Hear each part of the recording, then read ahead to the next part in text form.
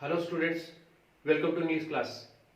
Today we are going to discuss about speech writing.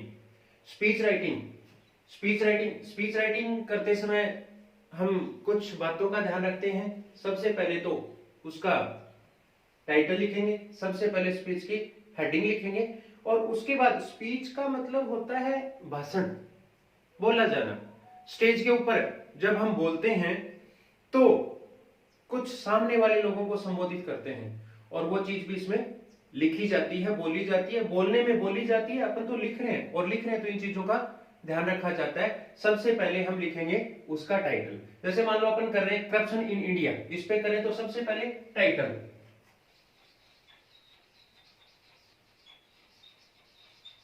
Corruption in India, heading हो गई इसकी.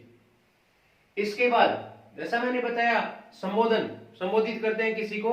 और अपन school में लिख रहे हैं, अब 12th के एग्जाम में आता है, 11th के एग्जाम में आता है. एग्जाम में जब आता है तो सिंपल सी बात है, स्कूल से रिलेटेड है. तो स्कूल में किसके सामने हम बोल सकते हैं? प्रिंसिपल होता है, टीचर्स होता है, स्टूडेंट्स होते हैं, उनके सामने. तो किस प्रकार से लिखेंगे? वैसे तो बोलने का तरीका अलग अलग होता है, पर एक सिंपल भी है, थोड़ा सा इफेक्टिव भी है. अपन वो लिखेंगे स्टार्टिंग में फर्स्ट लाइन से, honourable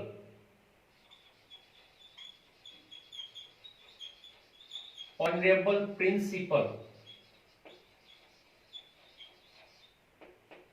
comma, teachers, respected teachers and my dear friends, comma, respected teachers, comma नहीं आएगा यहाँ पे. देखो, honourable principal, respected teachers and my dear friends, फिर comma, a very good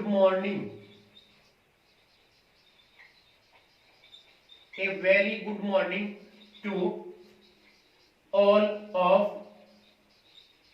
you.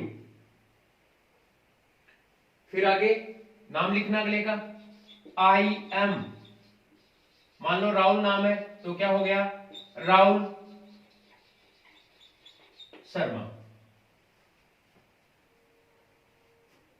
Today I want to say something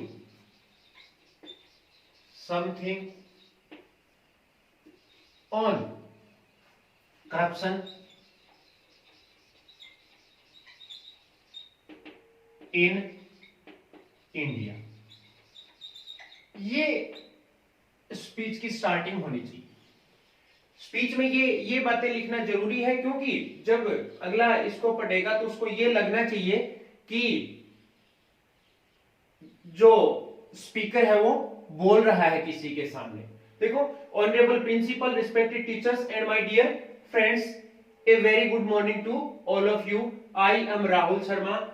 today I want to say something on corruption.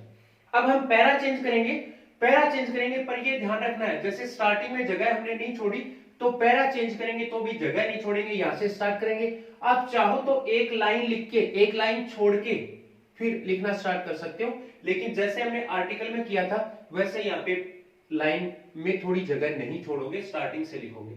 अब देखो, यही corruption in India पे यदि आर्टिकल आ जाए तो यहाँ पे हमने हेडिंग लिखी और उसके बाद बाई लगाएंगे और फिर यहाँ पे राहुल शर्मा लिखेंगे. ये स्टार्टिंग वाली लाइन है ना, ये उसमें नहीं लिखनी है. अब जो हम स्टार्ट कर रहे हैं यहां से वहां लिखना है, एक कोटेशन लिखते हुए. देखो,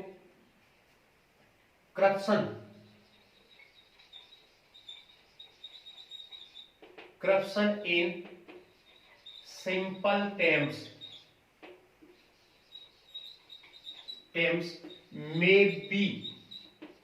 may be described as an act of bribery. Bribery क्या होता है? घूसखोरी या रिश्वत लेना. ब्राइबरी और डिविएशन और डिविएशन फ्रॉम ड्यूटी। देखो सिंपल टेंस में, सिंपल शब्दों में हम करप्शन को क्या कहेंगे कि एक ऐसा कार्य है जिसमें आदमी रिश्वत लेता है, जिसमें आदमी घूसखोरी करता है, या फिर डिविएशन, डिविएशन का मतलब भटक जाना, विचलित हो जाना, भटक जाना या विचलित हो जाना फ्रॉम ड्यूटी, ड्यूटी से। आगे देखो, it also may be described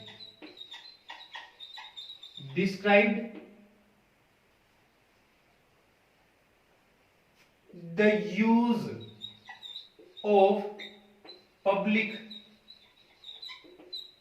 power for private profit। इसको आगे और भी डिस्क्राइब किया जा सकता है किस रूप में? पब्लिक पावर का यूज प्राइवेट प्रॉफिट के लिए करने में। It is found in every society.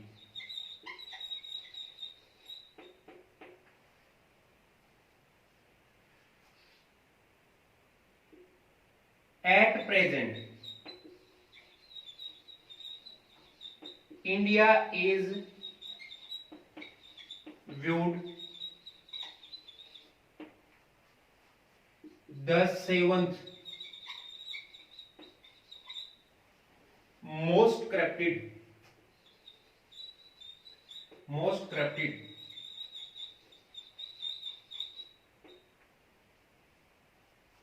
country in the world. इस प्रकार से पहला जो पैरा बनाए अपने स्पीच में वो किसका बनाया है? एक प्रकार से सैल्यूटेशन का, संबोधन का, और उसके बाद दूसरा इसके इंट्रोडक्शन का। अब आप अपनी कॉपी में साथ साथ लिख सकते हो, ये इसका स्क्रीनशॉट ले सकते हो। आगे वाले शब्द जो है, आगे वाला स्पीच है वो मैं मिटा देता हूं, इसके बाद लिख रहे हैं। आप चाहो तो इसका स्क्रीनशॉट ले सकते हो या साथ साथ लिख भी सकते हो। देखो अब आगे,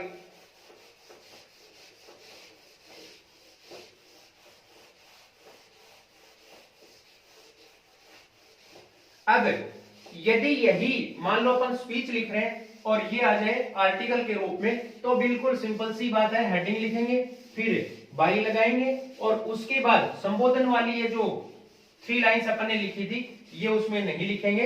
ये फर्स्ट पैरा जो लिखा गया था यहां से स्टार्ट कर देंगे। और आर्टिकल अपन कर भी चुके हैं, वहां पे आप देख लेना, थोड़ा सा कंपैरिजन कर लेना। नेक्स्ट देखो, पैरा चेंज करना है अपन को, पैरा चेंज करना है, लेकिन ध्यान रहे जगह नहीं छोड़ेंगे लाइन के स्टार्ट में।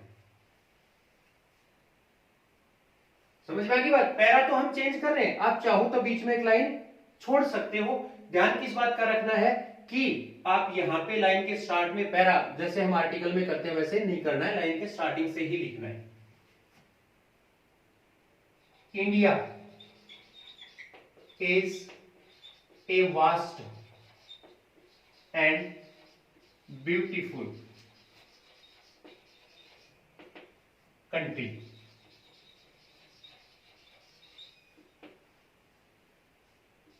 The beauty of this great nation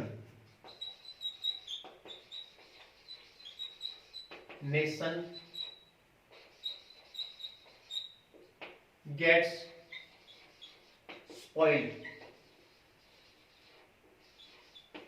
with corruption।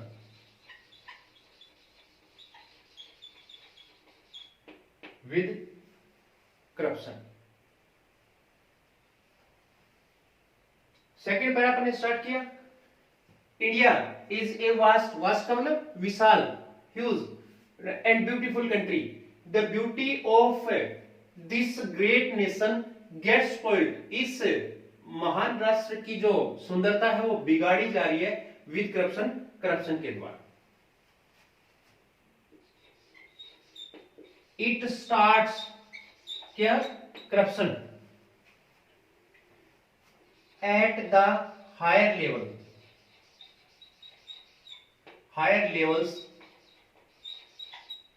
And carries its way to the most low levels too.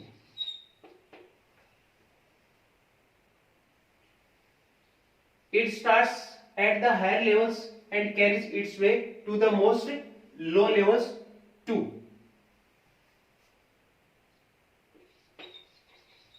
From the senior officer to the junior officer, comma, from the clerk to the peon,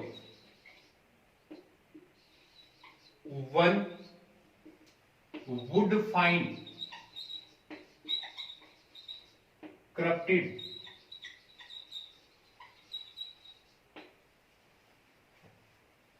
people everywhere. इस प्रकार से ये second para हो गया। इसका क्या लिखा है, from the senior officer to the junior officer, senior officer से लेकर जूनियर ऑफिसर तक, from the clerk to the peon, clerk से लेकर पियोन तक, वन वुड फाइंड कोई पा सकता है, करप्टेड पीपल एवरीवेयर, भ्रष्ट लोग प्रत्येक जगह। ये इसमें सेकंड पैरा हो गया। और अब अपन थर्ड पैरा लिख रहे हैं थोड़ा कंक्लूजन के टाइप में, बाकी ये लगना चाहिए कि ये स्पीच है और अगला बोल रहा है वो चीज यहां पे लिखी जा रही है। पैरा चेंज करेंगे लेकिन आगे से नहीं लिखेंगे। Though it is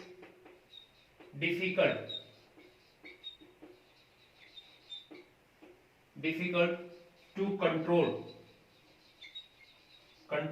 corruption, but not impossible.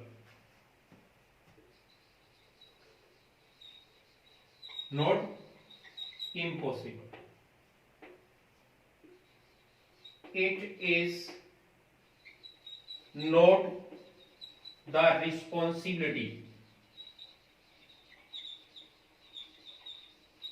responsibility of the government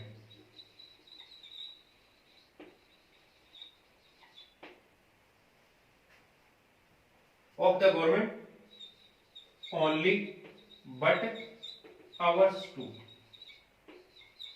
देखो क्या लिखा है इसमें, यद्यपि मुश्किल है कंट्रोल करना करप्शन को, परंतु यह इम्पॉसिबल नहीं है, असंभव नहीं है। It is not the responsibility of the government, यह गवर्नमेंट की ही जिम्मेदारी नहीं है, बट अवर्स टू, हमारी भी है। देखो आगे, let's take a view,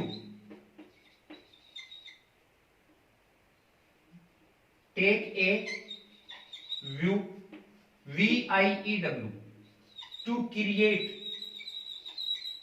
an atmosphere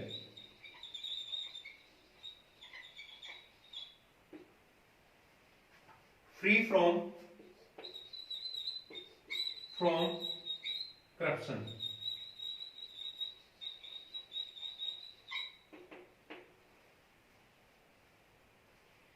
That will be our highest achievement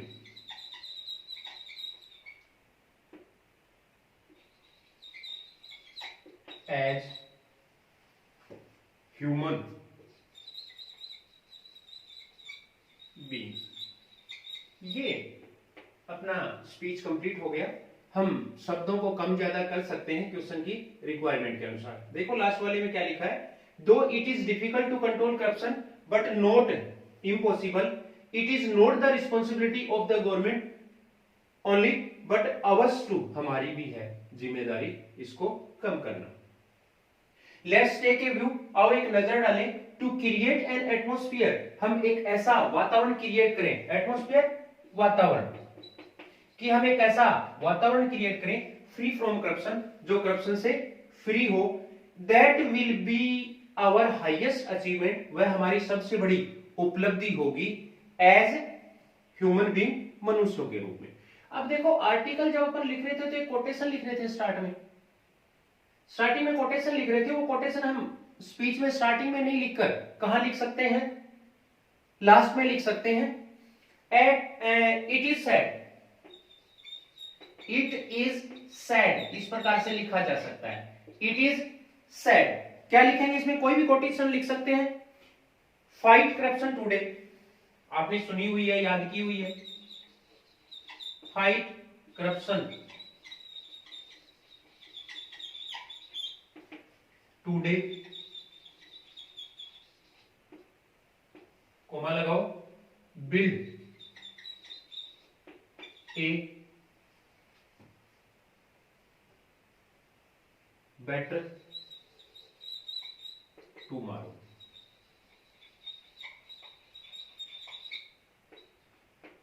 इस प्रकार से ये कोटेशन लिखी जा सकती है। चाहो तो आप इसको ब्लैक पेन से लिख सकते हो, चाहो तो इसको अंडरलाइन कर सकते हो, और लास्ट में थोड़ा सा ये लगना चाहिए कि अगले ने कुछ बोला है तो आप सीधा थैंक्स कह सकते हो, थैंकिंग यू कह सकते हो, या जैसे एक और अच्छी लाइन भी हो सकती है, सिंपल भी है, thanks for giving me year, मुझे सुनने के लिए आपका धन्यवाद। ये करप्शन पर स्पीच था। स्पीच और आर्टिकल में कोई ज्यादा डिफरेंस नहीं होता है। ये कोटेशन जो अपने लास्ट में लिखी है, ये आर्टिकल में पहले लिखी जा सकती है, यहाँ पे बाई लगाकर नाम लिखा जा सकता है। इसमें अपन ने लिखा है सीधा ही आई एम, और फिर नाम दिया हुआ तो नाम लिख दो, नहीं तो क्या लिख दो, उसकी जगह XYZ लिख दो, और कोटेशन जो है वो लास्ट में लिखनी है। स्टार्टिंग में आपको सैल्यूटेशन लिखना है, संबोधन जिस किसी को कर रहे हैं, dear principal, respected principal, honourable principal, जैसे अपन ने लिखा था वैसे, और लास्ट में thanks for giving me ear. Thank you, आज की क्लास में इतना ही।